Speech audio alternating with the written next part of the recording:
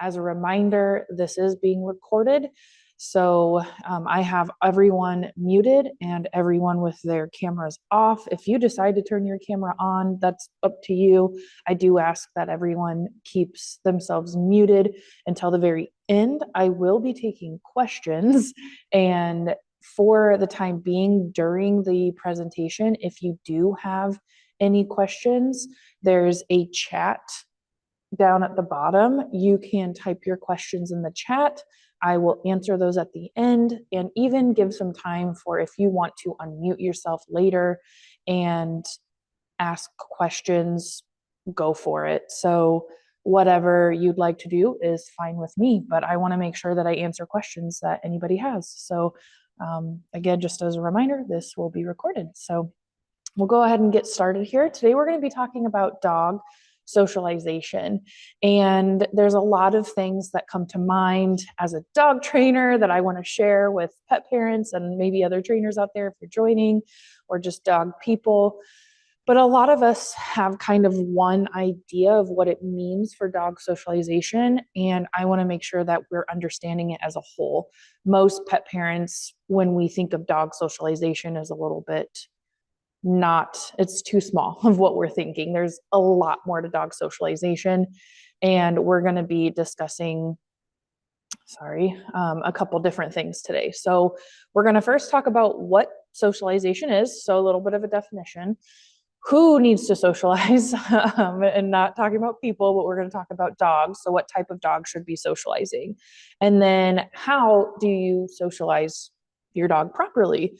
And again, there's a lot of misconceptions about what's going on with that. So we are going to step right in to that. So socialization, what does dog socialization mean? A lot of us, when we think of, if I were to ask you, hey, what does dog socialization mean to you? We tend to think, oh, it's my dog playing with other dogs or my dog meeting other people. And while that is true, it's not fully true. So like I said, in the beginning, we kind of have a mindset when we talk about socialization that it's very small, and that's usually what we think, is that it's just dogs playing with dogs or hanging out with people, and that's all dog socialization is. And there's more to it. So as you can see here on the screen, preparing a dog to be confident and comfortable in a multitude of situations. This does include other animals, other people, but also places, things, and so much more. On my website, I'll show you how to get there. I have a free download that's 101 things to socialize your dog to. And you can even expand on that. So the fact that we can socialize a dog to over 100 things is huge, that most of us don't even think about.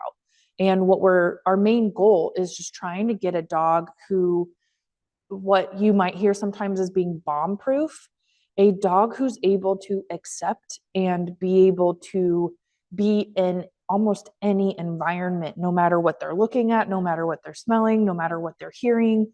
It doesn't really matter. We want them to be able to cope and to be relaxed.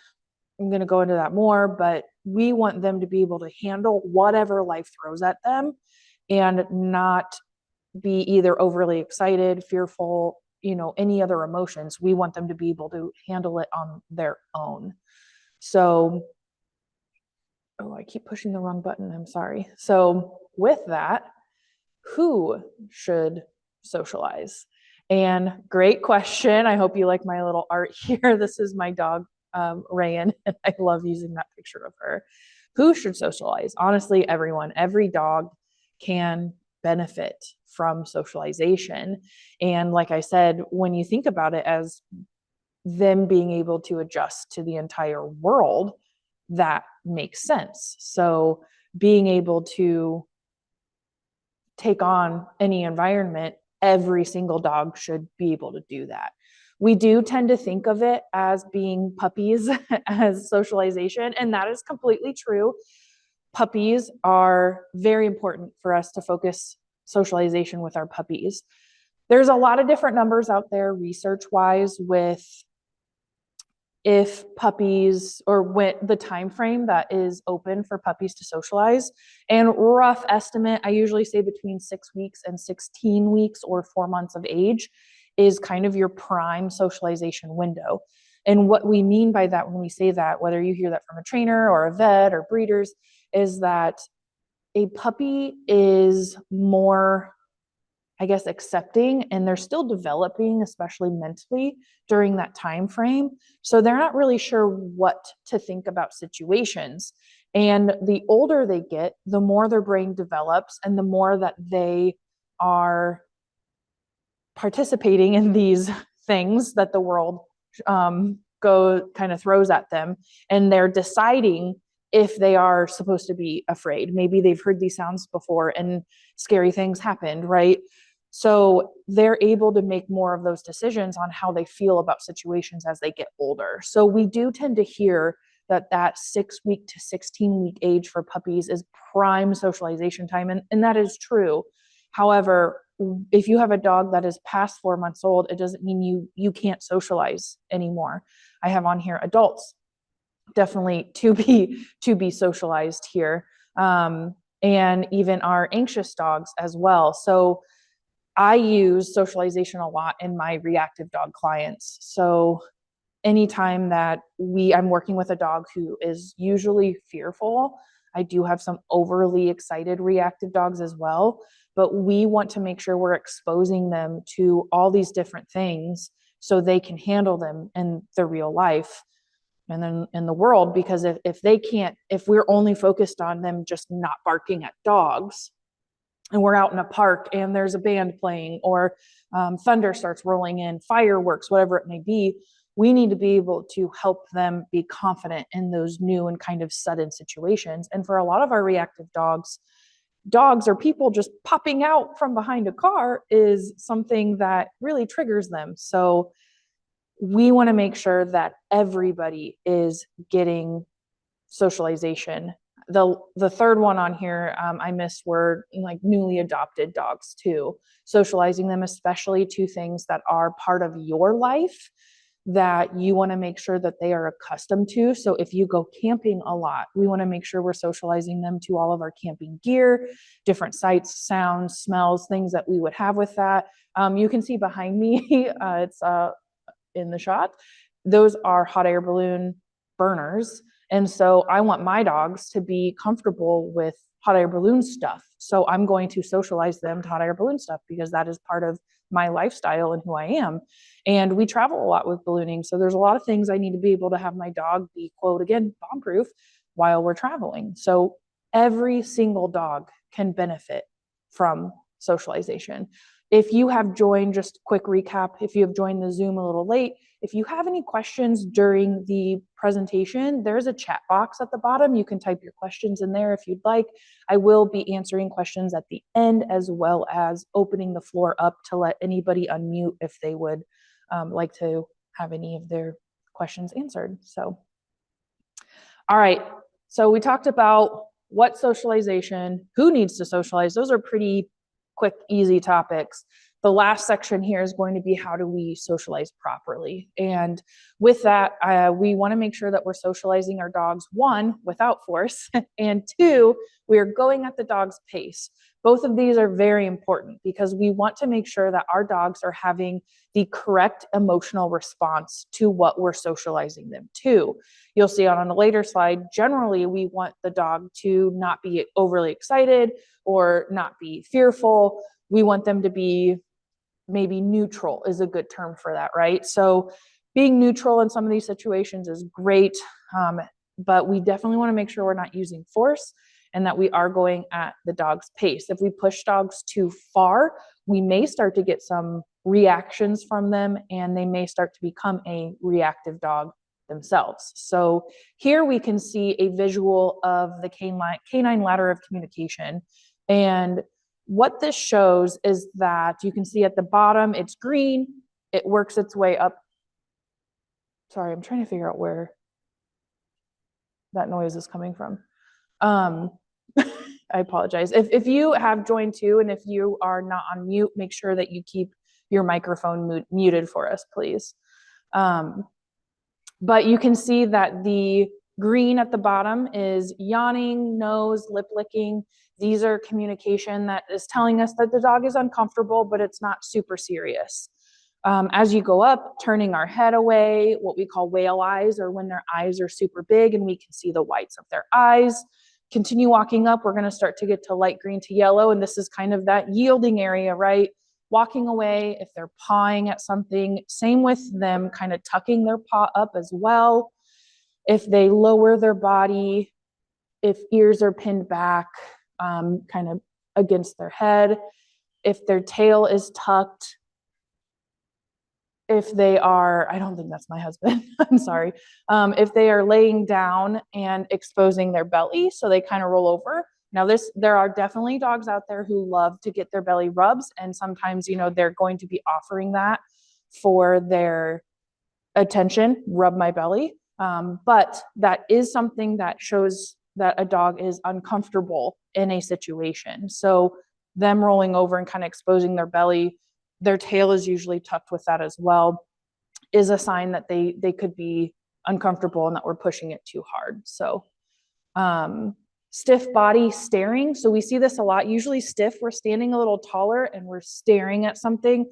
You tend to see this a lot with dog to dog communication, and it's usually right before an altercation may happen.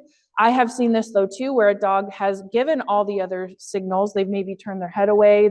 They kind of look back and then they freeze and they're kind of seeing what's going on. And then if they've frozen and they're kind of staring off to the side, they may start to show their teeth. They may snap, they may bark, and that'll eventually lead to a bite. So if we're not reading our dog's body language, when they're saying they've had enough, what they're going to do the next time is escalate. And that's why we call it a ladder, because they use all this different kind of body language. And this isn't even like touching everything that a dog uses for body language, but they will use all of this.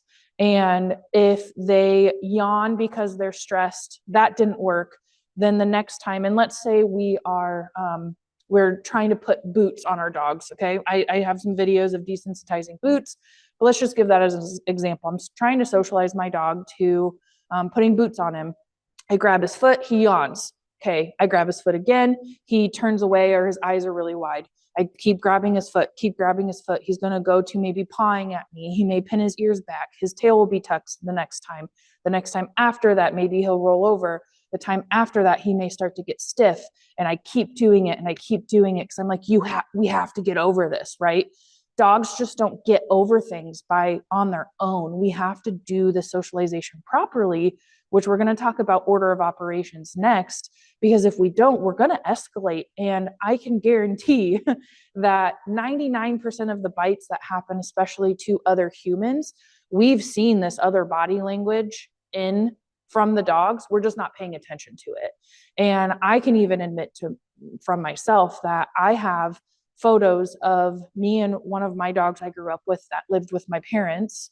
And when I would come back to visit from college, that dog actually bit me in the face. And this is before I had previous experience with dogs. So I really didn't know much besides what my father had told me about dogs, which is not really the case anymore. But that dog ended up biting me. And I have a selfie with a picture of him. And I should have put this in here, but in that selfie, I'm like, oh, this is a cute picture. 10 years later, I'm looking back at it and I'm like, whoa, his ears are pinned back. He's got whale eyes. His nose is turned this way, but he's looking at me at the corner. And I could have easily been bit during that photo, and I wasn't. So it makes complete sense as to why my dog ended up biting me that day. I should say my parents' dog. So making sure we're looking at our dog's body language and we're not pushing them too far is extremely helpful with socialization. Here, this actually might be, yes, this is my video of me with desensitizing my dog to his boots, and I apologize for the quality here. But you can see communication in here where what I do first is I'm letting him look at the boot first, and then letting him interact with it. And you can see his ears are a little bit more forward when he was looking at it. But as I start to reach for his feet, his ears start to tuck back a little bit more. And so these are things, I'm not saying that if you see any of those body language cues, you have to completely stop what you are doing. You don't have to stop, but we need to make sure that we're keeping an eye that we're not escalating into that, the light green yellow area. So I have this muted right now, but what I'm showing you is, see when I grab his foot here without letting him offer it, his ears were very much pinned back. And whenever I grab the treat, they come up. So me grabbing his foot, he really doesn't like that. And he's less comfortable with that than if I let him reach. The last couple times, because I'm pairing this with treats, you can see the lip licking and the ears pinned back as I put the boot on. He's definitely telling me I don't really like that. So I'm pushing his limits here. But you can see that over time, I'm pairing this boot socialization with treats. And the timing really does matter, where the quote scary thing, they have to observe that first and then the treats come later. So as we continue to work on this, and I make sure that I'm not pushing him into that yellow area, that we're just working within that lower green area of I'm uncomfortable, I'm pairing the treats, and slowly his ears will come from all the way pinned back to more forward. I can't do this correctly, apparently, but that is what we get over time. So it's something that we have to work on. And those are all things that I'm talking about in this video as well. I'll tell you at the end where you can find these videos. But making sure that we're not pushing past that, because if I was in the yellow area and he's obviously not super fan, honestly, he's not a fan of his front feet being touched. But he generally, I'm going to play this again for you. He is tolerating it well, is how I say that. So I always do look first, then we interact second. So that's why I did that look first. So here you can see I'm having him offer a shake, and I've got one ear that's tucked back a little bit more than the other, but for the most part, his ears were a little bit more forward. He likes to offer a chin behavior instead of a shake. He likes the chin better because it does not involve his feet being touched. But on this, again, I'm going to grab his foot. So watch his ears. Ears are very tucked back, lip licking as I grab it. I'm giving him a treat after. I grab it again. Ears are still back. I give him a treat. Now let's watch the progression as I do this more and more. Watch his ears. I go to grab it. Oh, his ears stayed up, right? He knew a treat was coming because we're predicting that after the scary thing, a treat comes. And that's why the pairing of good things with something that's potentially uneasy with dogs is important. This is another example I wanted to show you guys. I'm training a prairie dog here to get in his harness. And this was kind of first steps. I'm desensitizing him and socializing him to his harness. He's a rodent, so he has very sharp teeth. And what I was doing was I want to set that prediction that when the harness comes out, a treat is going to be there. Ideally, I'd like the harness to come out and he puts his head through the harness on his own, which we did get there later, but he's definitely in that like green into the lighter green area of being uncomfortable with what's going on. So you can see again, I'm just pairing good things with the harness instead of shoving it on him. He may bite me. I don't want to deal with a prairie dog bite here, but that's why I'm going to be pairing food or good things with things that are potentially scary. At the end, you'll notice that he decides to jump out of his carrier, and that little bit of the session is done. He's using his body language to tell me that he wants to check out and take a break. I'm going to respect that. I don't push him anymore after that. I let him come back to his carrier when he wants to work. And so that's me giving my animal choice on that. Same with my boot desensitization video I have with Pete. Anytime he were to walk away, I let him walk away. I didn't force him to keep coming back. And every once in a while, you didn't see it there, but I'll throw treats away from me and just to see if he decides to walk away or if he wants to come back. And he wants to come back, so we continue working. So we've kind of talked about the pairing good things with scary things and that your timing does matter. So as you saw in those videos, and I'm saying quote scary because not everything is scary, but if your dog is unsure about what you're socializing them to, majority of the time it's going to become scary later if we're not pairing good things with it. And it doesn't always have to be treats. If your dog loves to play, sniffing, if they love scratches, and that one's important though, that you make sure you're watching body language. I have a great TikTok video that shows how my dog doesn't really like to be pet on his head. And again, his ears are a big indicator for that, as well as lip licking, and his eyes get a little wider when I go to reach on the top of his head. So I'm not going to reward my dog, or if he sees something scary, I'm not going to pet him on the head because he doesn't like to be pet on the head. So then later he'll say, oh, the garbage truck came by and I got pets on the head to try and keep me calm and to keep me saying, yes, this is good. You're doing a good boy. And he's like, I don't really like to be touched there. And so this becomes very quote negative for him, and he's not enjoying that experience. We want them to enjoy life, and we want them to, in general, be neutral about it. So there's a lot of techniques you can use by pairing good things with the world, but also teaching your dog to be calm in these environments. So going to a park and teaching your dog that you're going to sit on a bench and we're going to work on a place cue, at the bench, and we're going to relax ourselves while there's other people and dogs walking around. Great use of socialization. I don't have to actually have my dog playing with those dogs to socialize them.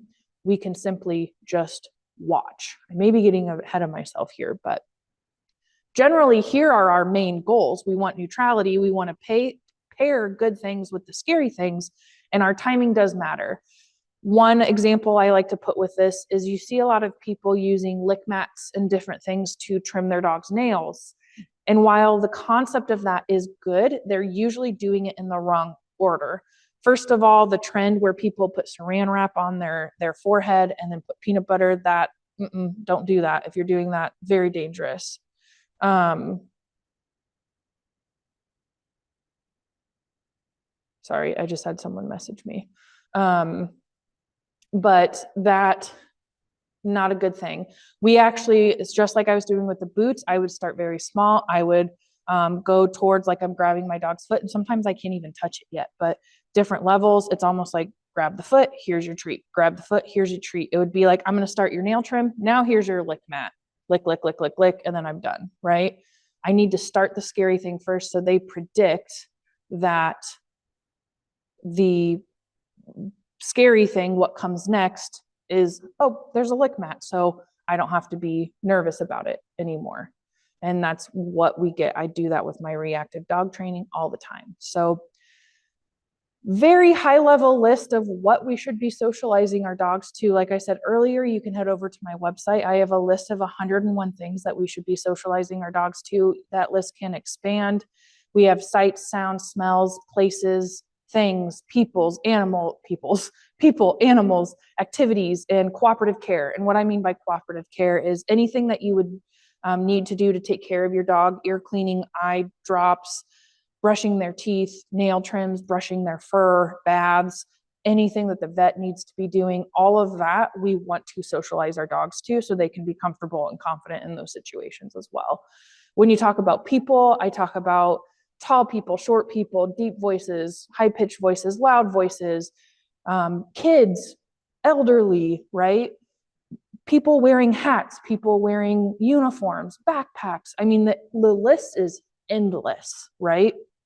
We should be continuing to socialize our dogs through their entirety of their life, because the amount of situations dogs will be in is just infinite at that point. So again, this is very high level, but this is what we should be socializing our dogs to.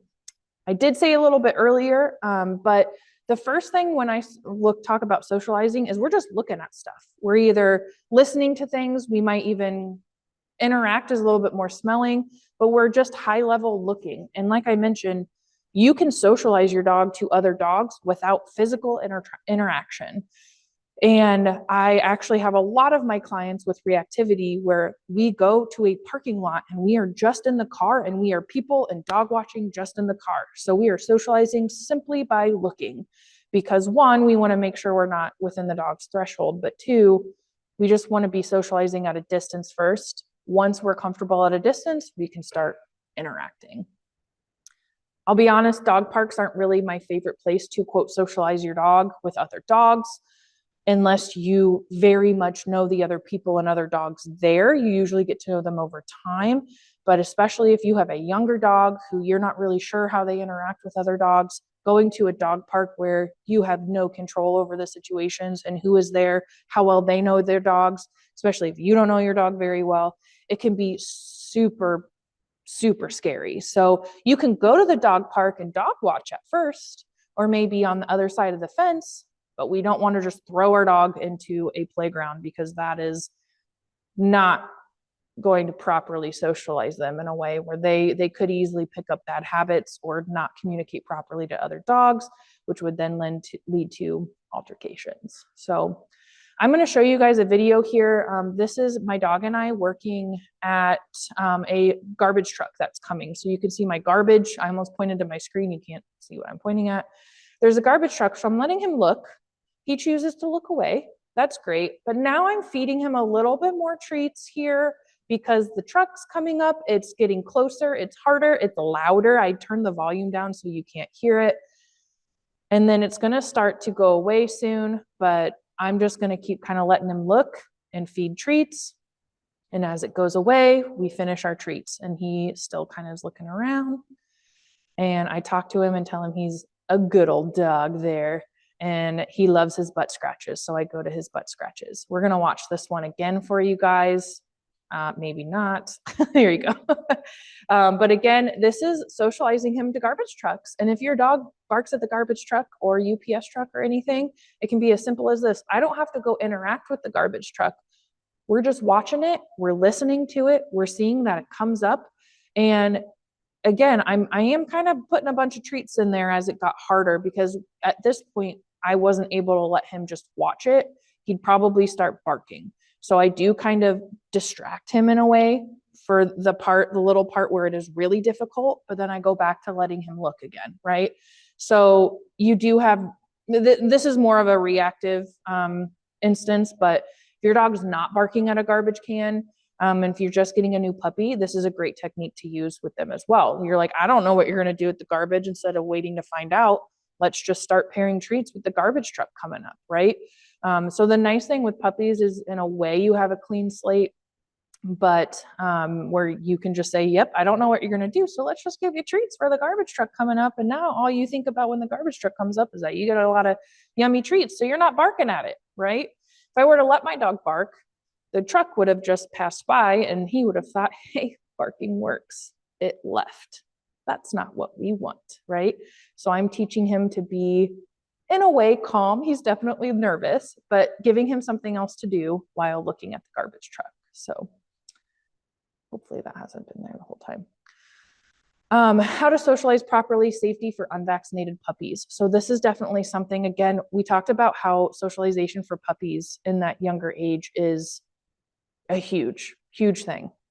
However, we can't take them to dog parks. We can't take them to local parks and put them in the grass. They don't have all their vaccines, and that's a huge safety risk. Just like I've been saying, we can do a ton of socialization without putting your dog's feet on the ground. We can do lots of looking and interacting with things at our house, in the car, go to PetSmart, but stay in the parking lot. And you're just pairing good things with them, seeing people and seeing other dogs. Start at a distance, work your way up, right? So there's a lot of ways that we can do that. If we have other friends who have other puppies, we could start, socializing with puppy playtime, as long as you guys are all communicating with each other and you're okay with that. But I would not have an unvaccinated puppy play with an older dog who is not already living in that home.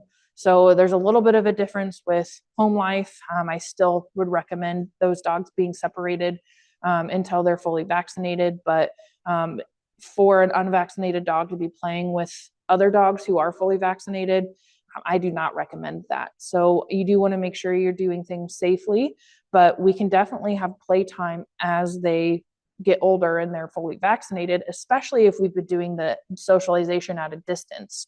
You're greatly set up for awesome playtime when you do that. I'd also look at other trainers in the area that have puppy playtime sessions, how they sanitize for those puppy playtime sessions as well.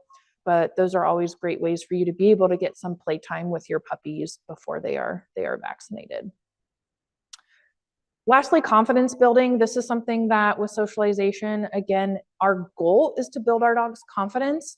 And I do this a lot with my reactive dogs. So what do I mean by confidence building?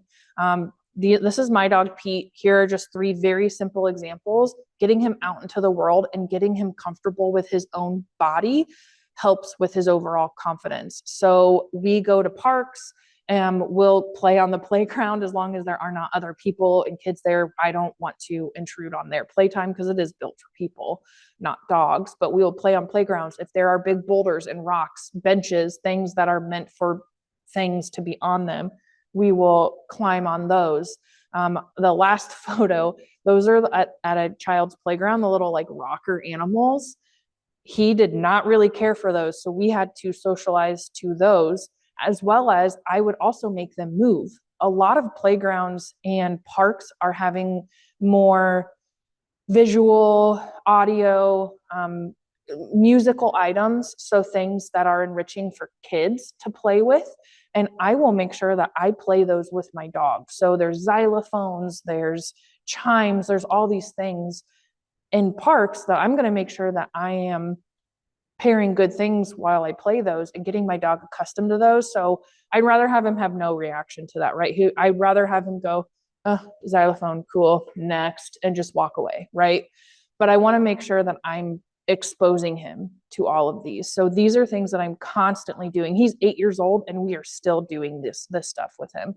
Even if we've gone to the same park, new things can pop up, or we do a different route on the playground. It doesn't really matter. We kind of make the parks our agility course. So lastly here, before we get into questions, I did just want to show what I offer with training. I do have private training sessions in Indianola, Iowa area where I would come to your house, work with you and your dog on specifically what you're looking for. Those are custom built to your training goals. To start those, you would go to my website and book a free consultation call. I do have group classes. I'm right now starting virtual classes on Monday. I have basic obedience, level 2 obedience, and tricks class where we learn lots of fun tricks. So that's going to be starting in the springtime. I will have in-person group classes in public areas, and so they will be outside. So that's what I have for group classes. I do have self-paced courses. For example, I have a DIY agility course where I pretty much focus on you building agility equipment out of the items in around your house, and you can do some fun agility with your dog. So you don't have to buy the expensive equipment. It's more enriching.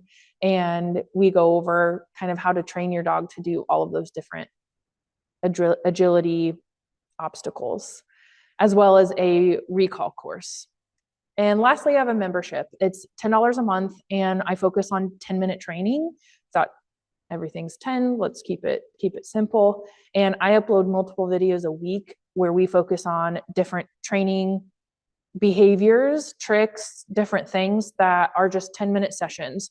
A lot of these, you may not be able to complete the behavior in 10 minutes, but I keep coming back to it, or I show you in one 10-minute video all the steps you can take, and you can keep coming back to the video to go through all of those steps.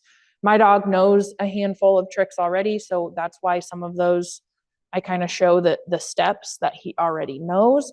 But right now we're learning a new trick. I am teaching him to grab a ring and put it on a cone, for example. I'll also show different enrichment that you can do with your dog, but really I'm just trying to help people spend at least 10 minutes a day with their dog just to see the difference that their bond will have over time, as well as just how smart our dogs can be. And it's endless that what we can teach them. So I'm going to check the chat. It doesn't look like we have any questions. If you do have any questions, would like to unmute, you are more than welcome to.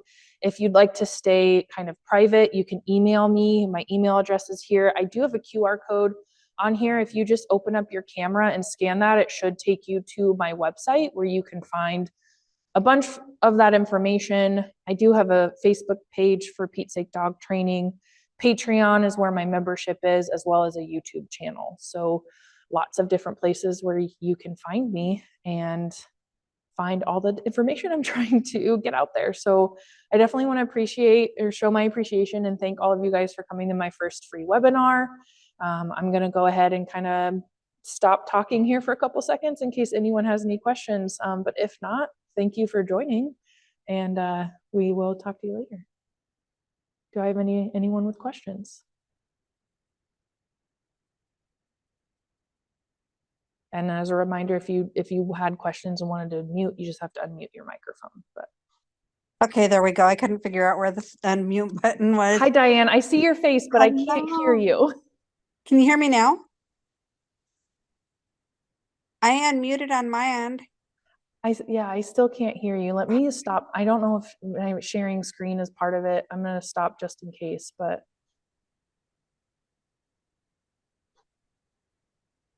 Can you hear me now? Oh, that is weird. It's showing me that you're unmuted, but it is. Well, oh, shoot. You know what? It's me. I muted my volume. That's me. I'm not very smart. I'm like, what is going on? You're good with dogs, not technology, right? That's facts. Facts. Very much. So how are you? What's your question? Well, we have two dogs. One is older. She is probably 8. We're not sure exactly how old she is because we got her from the ARL. The other one is almost 9 months old. Okay. And it's kind of hard to train when both of them are wanting your attention. What's the easiest way to do that? Just separate them? Yeah. So I would either, if you have multiple people in the house, then each person could like put each dog either on a leash to start with. So that way they only have about 6 feet of space and they can stay close to you. So treating it kind of like a group class, if you were going to go to a group class and train that way. If they are comfortable in either another room in the house or, in a crate or anything, I then would separate at that point. If you are having issues with, them kind of bothering the same person or the one who's training, is what I would do. There are some skills you will want to work on with both of them. For example, if you want them to stay while you open the door, those are things you want to make sure each dog has individually down, but then start working them together. Same with like leash walking. You want to take both your dogs on a walk. I recommend doing each dog individually and then you start working on them together. So whatever happens to work out for you in your home situation to separate them. And like I said, if that just means there's 2 people and one person each has a dog on a leash, that's totally fine. Or maybe they get separated into a room or another crate or anything. Okay. All right. That is very helpful. Yeah. Yeah. Well, thank you for hosting this class. Yeah. I messaged you earlier on the phone number that you used to remind us about the class because I couldn't find the link. And then I went and I'm like, check the email. And I found it then. Yes, so that the reminders are actually through my calendar app. So I probably I don't get those. Okay. So usually that's kind of the hard thing about that is it's just my app that automatically sends out those reminders for that. Okay. But I should on my Facebook page, I think in my website, I have a phone number that's my cell phone that you can just text in the future if you do have any questions or anything. So. All right. Sounds good. Cool. Well, once the weather starts getting nicer, I would definitely like to get them out walking. Plus, I broke my ankle in July and I'm still recovering from it. Yes. So I kind of don't want to go out in the snow and ice. No, I don't blame you. Re-injure myself. I have 2 working ankles and I don't want to go out in the snow and ice. So I don't blame you. Well, and then, I think, we have footwear on our feet and, I've never tried to do boots on my dog, but I can't imagine trying to do it barefoot. Right. So then I'm thinking that would not be fun for them. Right. Yeah, I did some boots for my dog. And as you saw, some boot desensitization, but there's also a a wax that you can put on their pads. If you don't want to get too much into the boots, there's I think it's called Mushers, Mushers Is that on something. your Facebook page? Yes, I just posted it the other day. Yep. I was going to say, I thought I saw it and it sounded familiar. Yes. Yeah. So my older dog, she goes outside, does her business and comes back in. The younger dog wants to stay outside and play. Yeah, my dog is definitely like, nope, bring me back inside. So it's funny how different dogs can be with that. Yeah. So, well, thank you very much. I will let you go because I know you're probably wanting to get on with your night too. Oh, you're good. You're good. Thank you so much. I appreciate you joining. All right. Hey, thank you. Have a great night. You too. Bye. Okay. Bye.